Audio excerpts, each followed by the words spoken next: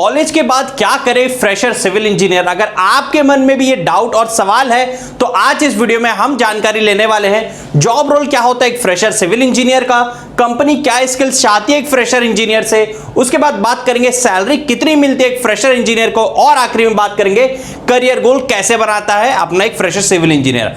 आप सभी ने कॉलेज डिप्लोमा डिग्री तो ले ली और आप सभी ने ये जरूर सुना होगा कि भाई आगे का अब क्या प्लान है, हर कोई आपसे ये चीज पूछता है। तो आज उन्हें कह दीजिएगा कि आगे का प्लान आज हम इस वीडियो से सीखने वाले हैं और सीखने के बाद उन्हें जवाब जरूर दीजिएगा। तो आइए चलते हैं सबसे पहला पार्ट और सबसे पहला टॉपिक कि कॉलेज के बाद क्या करे फ्रेशर सिविल इंजीनियर, ऐसी कौन कौन से पार्ट्स हैं। तो इसके बाद आपके पास तीन ऑप्शन बचते हैं जिसमें कि सबसे पहला ऑप्शन है डिजाइनिंग, आप डिजाइनिंग फील्ड में जा सकते हैं। उसके बाद ऑप्शन है कंस्ट्रक्शन, आप कंस्ट्रक्शन के फील्ड में जा सकते हैं। इस कंस्ट्रक्शन को डिजाइन करना ये एक अलग फील्ड हो गई, उस डिजाइन के हिसाब से कंस्ट्रक्ट करना ये एक अलग फील्ड हो गई, और आखिरी फील्ड होती है मेंटेनिंग यानी कि मेंटेनेंस की फील्ड। कंस्ट्रक्ट करने के बाद उसको मेंटेन करने का भी एक अलग डिपार्टमेंट होता है। अगर बात करें डिजाइनिंग की फील्ड में तो यहां पर आप जा सकते हैं ड्राफ्ट्समैन के तौर पर, उसके बाद आप जा सकते हैं डिजाइन इंजीनियर के तौर पर, और आखिरी में आर्किटेक्ट इंजीनियर के तौर पर आप इस डिजाइनिंग फील्ड में वर्क कर सकते हैं। बात करें कंस्ट्रक्शन के फील्ड की तो यहां पर आप एज एन साइट इंजीनियर या फिर जूनियर इंजीनियर के तौर पर एंट्री लेते हैं हमारी इंडस्ट्री पे। उसके बाद बात करें जूनियर सर्वेयर के तौर पर भी आप जा सकते हैं इस कंस्ट्रक्शन के फील्ड में, और आखिरी में आर्किटेक्ट इंजीनियर की यहां पर भी जरूरत पड़ती है। और आखिरी में बात करें मेंटेनेंस की तो आपके स्टार्टिंग करियर पर यहां पर मेंटेनेंस इंजीनियर, हालांकि इसकी ज्यादा जॉब पोस्ट नहीं होती तो आप मेंटेनेंस इंजीनियर पर भी अपना फोकस बना सकते हैं। तो आप एज एन फ्रेशर इन तीन अलग अलग डिपार्टमेंट्स में एंट्री ले सकते हैं। लेकिन यहां पर बात ध्यान देने वाली यह है कि मैक्सिमम नंबर ऑफ जॉब्स जो होल्ड करता है फ्रेशर सिविल इंजीनियर का वो है कंस्ट्रक्शन। तो आज इस वीडियो में हम पूरी डिटेल पर बातचीत करने वाले कंस्ट्रक्शन डिपार्टमेंट में जो भी जॉब रोल्स, रिस्पॉन्सिबिलिटीज और सैलरी क्या होती है फ्रेशर सिविल इंजीनियर की। तो आइए चलते हैं पहले टॉपिक की तरफ और देखते हैं जॉब रोल क्या है फ्रेशर सिविल इंजीनियर का। तो इसमें सबसे पहले आता है डेवलप प्लान्स एंड कैलकुलेशंस। अलग अलग तरह के प्लान्स आपको जो भी स्टार्टअप्स है उनके लिए बनाने पड़ सकते हैं या फिर जो भी कंपनीज हैं उनके लिए भी डेवलप करने पड़ सकते हैं, और कैलकुलेशंस भी आपको वहां पर करना पड़ सकता है। ड्राइंग में चेंजेस भी आपको बताने पड़ सकते हैं और साइट पर रहकर वो चेंजेस को ऑटोकैड में इंप्लीमेंट भी करना पड़ सकता है। ये सारी चीजें आपको ध्यान देनी चाहिए। नेक्स्ट पार्ट के बारे में बात करें सर्वेइंग एट साइट। आपको साइट पर सर्वे की बहुत ही इंपॉर्टेंट रोल प्ले करेगा क्योंकि वहां पर आपको लेवल लेना है किसी पार्ट के। कंस्ट्रक्शन बिना लेवलिंग के नहीं चलता, तो वहां पर आपको with the help of auto level instrument जो आपने अपने कॉलेज लाइफ में सीखा है उसके हेल्प से आपको लेवलिंग करनी होती है इस कंस्ट्रक्शन साइट पर। नेक्स्ट पॉइंट के बारे में बात करें calculation of quantities of different materials. Site पर कौन सा मटेरियल कितने क्वांटिटी में लगने वाला है, किस कंस्ट्रक्शन वर्क के लिए वो यूज होने वाला है, आपको उसका क्वांटिटी कैलकुलेशन आना ही चाहिए।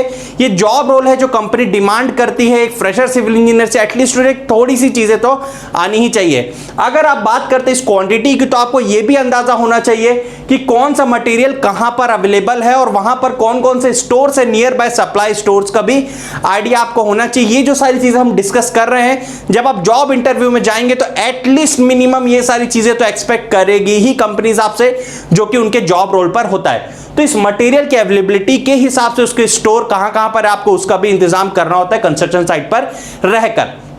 नेक्स्ट पार्ट के बारे में बात करते हैं प्रिपेयरिंग बार बेंडिंग शेड्यूल। एक और इंपॉर्टेंट पार्ट कि किस तरह से जो स्टील है वो कहां पर लगने वाला है, किस तरह से लगेगा, ड्राइंग को कैसे रीड किया जाता है, उसको रीड करने के बाद जो बार बेंडर है उसे किस तरह से आपको प्रोवाइड करना है, जिसकी हेल्प से वो शीट प्रोवाइड करना है आपको, जिसकी हेल्प से वो पूरा का पूरा बीबीएस कैलकुलेट करेगा, कटिंग करवाएगा, और कटिंग करवाने के बाद वहां पर जो सुपरवाइजर है या फिर जो कॉन्ट्रैक्टर काम कर रहा है वो वहां पर उसको बीबीएस को कंप्लीट करेगा। तो क्या आपको इस बार बेंडिंग शेड्यूल के पार्ट का नॉलेज है? नेक्स्ट पार्ट के बारे में बात करें that is engaging man power. जैसे कि ये सारे काम करवाना तो है, तो लेकिन उसके लिए आपको क्या करना पड़ेगा, मैन पावर, वहां पर जो लेबर है, जो कॉन्ट्रैक्टर है, उसको आपको इंगेज रखना पड़ेगा। ऐसा नहीं कि आपके पास आपने उनको वर्क शेड्यूल नहीं पहले से डिफाइन किया हुआ है तो वो बैठे हुए हैं टाइम पास कर रहे हैं, तो वहां पर आपका लॉस होगा। तो आपको इंगेज करना आना चाहिए मैन पावर को, कौन सा काम कब किस कॉन्ट्रैक्टर को देना है, कब वो खत्म होने वाला है। तो आपको वहां पर पूरा एक मैनेजमेंट के हिसाब से काम करना होता है। नेक्स्ट पार्ट के बारे में बात करें strict supervision and quality control. Role supervise आपको बहुत ही ध्यान से करना है, क्योंकि वहां पर उनकी गरज नहीं होती कंस्ट्रक्शन एकदम क्वालिटी कराना, वो आपकी इंपॉर्टेंस है कि किस तरह से आप वहां पर क्वालिटी का काम करवा रहे हैं, क्योंकि कंपनी आपको पे करती है वहां पर क्वालिटी को एंश्योर करने के लिए। नेक्स्ट पॉइंट के बारे में बात करें, रिजॉल्विंग टेक्निकल इश्यूज। जो भी टेक्निकल इश्यूज आते हैं, हम बात करें कॉन्ट्रैक्टर के बीच में या लेबर के बीच में या फिर किसी भी प्रोसेस में, अगर बिलिंग प्रोसेस में टेक्निकल इश्यूज आ रहे हैं या फिर साइट पर भी कुछ ऐसी चीजें हैं जो कि साइट पर पॉसिबल नहीं है लेकिन ड्राइंग में दी गई है, आपको ड्राइंग में भी चेंज करवाना है, तो उस तरह के इश्यूज क्या आप रिजॉल्व कर सकते हैं, ये भी साइट पर रहकर आपको चीजें समझनी होती है। सो इंजीनियर चलते हैं नेक्स्ट टॉपिक पर कि स्किल्स क्या होनी चाहिए सिविल इंजीनियर के अंदर। अगर हम बात करें स्किल सेट की, तो उसमें सबसे पहले आता है कम्युनिकेशन स्किल्स। कम्युनिकेशन स्किल्स का मतलब यहां बिल्कुल भी नहीं है कि आपको इंग्लिश बहुत अच्छी आनी चाहिए। यहां पर मतलब है कि जो भी लैंग्वेज, अगर आप हिंदी में कंफर्टेबल हैं तो क्या आप अपने आप को बहुत अच्छे से एक्सप्रेस कर पा रहे हैं, जो आपके व्यूज है, जो क्वेश्चन आपसे पूछा जा रहा है क्या आप उसका सही जवाब दे पा रहे हैं, सारी चीजें कम्युनिकेशन स्किल्स आपको डिफाइन करता है कि इंटरव्यू के अंदर। नेक्स्ट पार्ट के बारे में बात करें, strong practical and problem solving skills. अगर साइट पर कोई प्रॉब्लम आती है, जैसे कि मैंने बताया ड्राइंग में कुछ पार्ट्स दिए गए लेकिन साइट पर वो एग्जीक्यूट नहीं हो पा रहे हैं, तो क्या आप उस प्रॉब्लम को सॉल्व करने जैसी स्किल्स रखते हैं, लेकिन वो कब सॉल्व हो पाएगी जब आपके पास स्ट्रॉन्ग प्रैक्टिकल स्किल्स होगी। तो प्रैक्टिकल स्किल्स के लिए आपका बेस बहुत स्ट्रांग होना चाहिए, जो कि 4 साल के आपके कॉलेज लाइफ में आपने किया हुआ है। अगर वो नहीं है तो आपको कहीं ना कहीं से सारी चीजें प्रैक्टिकल स्किल्स सीखनी बहुत ही ज्यादा जरूरी है। और मुझे नीचे कमेंट करके भी बताइएगा क्या आप सीखना चाहते हैं या नहीं सीखना चाहते। नेक्स्ट पार्ट के बारे में बात करें, accuracy and attention to details.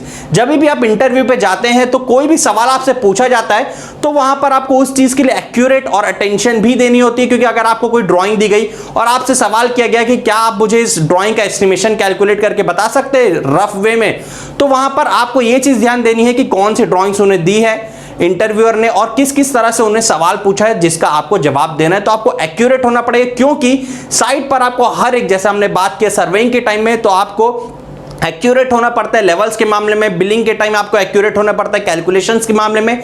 तो बहुत सारी चीजें हैं कि आप किस तरह से एक्यूरेटली वर्क करते हैं और हर एक डिटेल्स पर कितनी अटेंशन रखते हैं।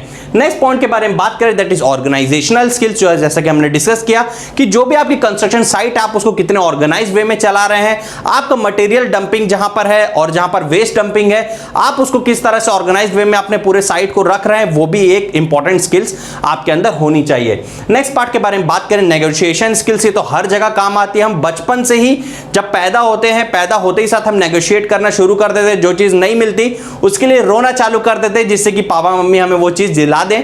तो नेगोशिएशन तो हमारे अंदर पहले से ही, और इंटरव्यू में भी ये आपकी बहुत ज्यादा हेल्प करता है कि किस तरह से आप नेगोशिएट करके अपनी जॉब ले सकते हैं। क्या ये स्किल्स अगर आपको आती है, नहीं आती है, तो आपको सीखना इंजीनियर्स बहुत ज्यादा जरूरी है।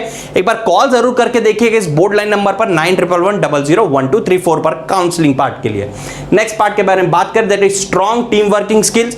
टीम वर्किंग स्किल्स खासकर कंस्ट्रक्शन पार्ट में बहुत ही ज्यादा इंपॉर्टेंट रोल प्ले करती है, क्योंकि आपको सारे टीम्स, हम बात करें आपके सीनियर से लेकर जूनियर, लेबर से लेकर कॉन्ट्रैक्टर, हर एक senior engineer, billing engineer, company के एमडी तक भी आपको रिलेशनशिप बना के रखना पड़ सकता है, क्योंकि तभी आपका ग्रोथ का जो पाथ है, जब आप अच्छे टीम वर्क में काम करेंगे तो वो पाथ ज्यादा ही आसान हो जाएगा। नेक्स्ट पार्ट के बारे में बात करें, that is strong IT skills.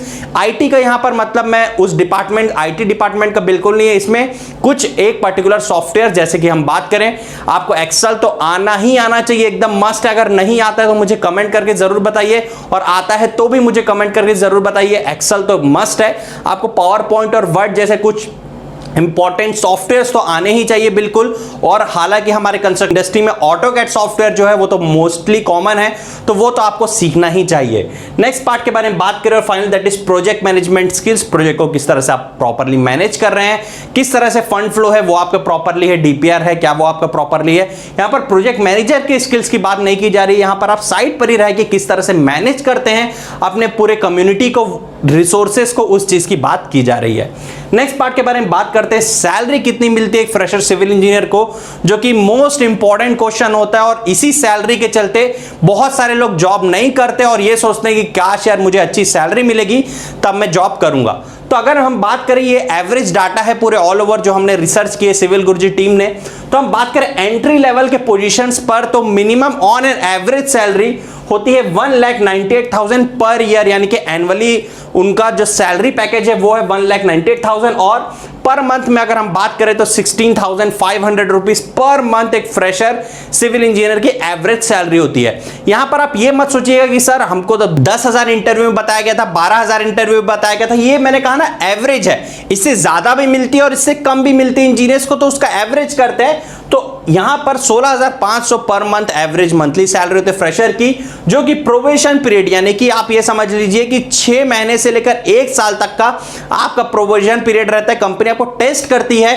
कि क्या आप आगे बढ़ाने लायक है भी कि नहीं, कि अदर पोजीशंस आपको दी जा सकती है या फिर नहीं दी जा सकती। तो यहां पर आपको ये चीज ध्यान देनी होती है। नेक्स्ट टॉपिक है दैट इज करियर गोल क्या होना चाहिए और किस तरह से उसे आप सेट कर सकते हैं। सबसे पहले तो अभी इस वीडियो को पॉज करके एक पेन और कॉपी ला लीजिए अपने साथ, और अगर नहीं तो इस वीडियो को फिर से एक बार देखिएगा। देखने के बाद आपको पता चलेगा किस तरह से आप अपने करियर पर आगे बढ़ सकते हैं। सबसे पहले आपको set your 5 years goal from now. 5 साल का गोल आप अभी ही आज ही प्लान करिए, रफ गोल प्लान करिए। मैं ये नहीं कह रहा हूं कि आपको एग्जैक्ट कि भाई वही बनना है, आप सोचने लग जाओ, 2-2 3-3 दिन सोचने में लगा दो कि भाई मेरा गोल क्या है, मैं कहां तक जाना चाहता हूं। आप एक टाइम ड्यूरेशन सेट करिए, एक रफ गोल बनाइए और उसके लिए मेहनत करना चालू करिए। इस गोल तक पहुंचने के लिए आपको कुछ कुछ चीजों का ध्यान रखना होगा। उसमें है सबसे पहले एक्सपीरियंस। यहां पर यह मैटर नहीं करता कि आप कहां से एक्सपीरियंस ले रहे हैं, किस तरह से एक्सपीरियंस ले रहे हैं। हर एक अपॉर्चुनिटी जो भी आपके डोर को नॉक करती है, उस अपॉर्चुनिटी को आप ध्यान से देखिए और उस अपॉर्चुनिटी पर वर्क करिए, उसे छोड़िएगा मत, क्योंकि वहां से आपको कुछ ना कुछ एक्सपीरियंस जरूर मिलेगा और यही एक्सपीरियंस है जो आपको आपके करियर पर आगे लेकर जाएगा। इसलिए मैंने कहा ना 5 साल का, ये 1 महीने 2 महीने या 1 साल के नहीं, 5 साल का गोल सेट प्लान करिए आप। नेक्स्ट पार्ट के बारे में बात करें दैट इज ग्रोथ। किस तरह से आप अलग अलग वे में ग्रोथ कर पा रहे हैं, आपको उस चीज को ध्यान देना पड़ेगा। ग्रोथ का मतलब ये नहीं कि अगर आप फेल हो रहे हैं तो भी वो आपकी ग्रोथ है। क्यों? क्योंकि वहां से आपको क्या मिल रहा है, एक्सपीरियंस मिल रहा है। तो ग्रोथ इसका मतलब ये नहीं है फेल है या पास, चाहे कुछ भी रिजल्ट हो, फेल हो पास हो, आप ग्रोथ करते रहने चाहिए।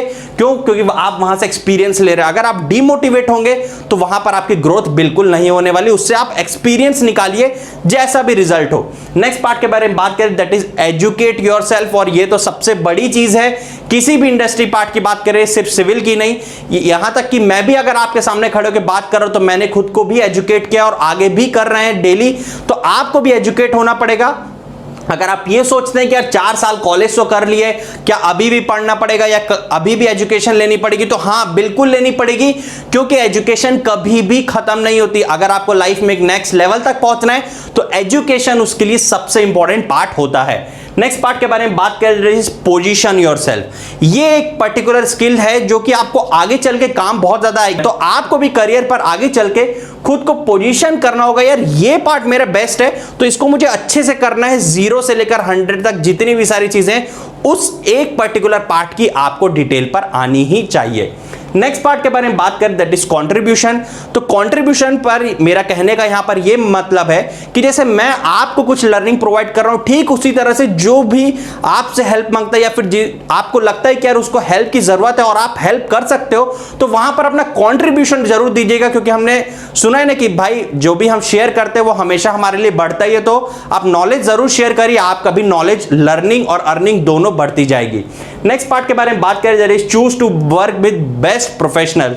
जो भी प्रोफेशनल्स आपको मिलते हैं, आप हमेशा ये चूज करिए कि जिसके भी साथ आप काम कर रहे हैं उससे आप कुछ ना कुछ सारी चीजें सीखिए, और हमेशा अपने प्रोफेशनल्स को सेलेक्ट करने में थोड़ा चूजी जरूर रहिएगा, क्योंकि इन्वायरमेंट बहुत इंपॉर्टेंट होता है कि आप किस इन्वायरमेंट में काम कर रहे हैं। तो ठीक इसी तरह से मेक एंड चैलेंजिंग का इन्वायरमेंट, जो कि नेक्स्ट टॉपिक है, कि जहां पर भी आप जिस भी वे में काम कर रहे हैं आप वहां पर इस तरह का इन्वायरमेंट बनाइए कि वो आपके लिए चैलेंजिंग हो। तो वहां पर आपको ये आइडेंटिफाई करना है कि इस 5 साल के गोल तक पहुंचने के लिए आपको अपने खुद को इस तरह से चैलेंजेस देने कि आपको हर दिन वो चैलेंज पार करना पड़े। जैसे ही आप चैलेंज पार करते जाएंगे तो उस 5 ईयर में जो आपने गोल सेट प्लान किया है उस तक जरूर पहुंच जाएंगे। सो इंजीनियर, जो ये सारी चीजें आज हमने डिस्कस की, जॉब रोल डिस्कस किया, स्किल सेट डिस्कस की, उसके बाद सैलरी पैकेज भी समझा और हमने करियर गोल के बारे में भी समझा। ये एक पर्टिकुलर पार्ट है जो कि एक फ्रेशर अपकमिंग सिविल इंजीनियर है आप, तो आपको बहुत ज्यादा हेल्प करेगा करियर पर ग्रो करने के लिए। सो फुल इंजीनियर्स, आपको इस सारी की सारी चीजें डिटेल पर समझ आ गई होंगी। तो अब आप कर रहे हैं किस बात का इंतजार? करना है खास, तो चलो हमारे साथ सिविल की बात गुरुजी के साथ। मिलते हैं हम नेक्स्ट वीडियो में इसी जोश और इसी जुनून के साथ। तब तक के लिए नमस्कार, जय हिंद, जय Bharat and start your learning now.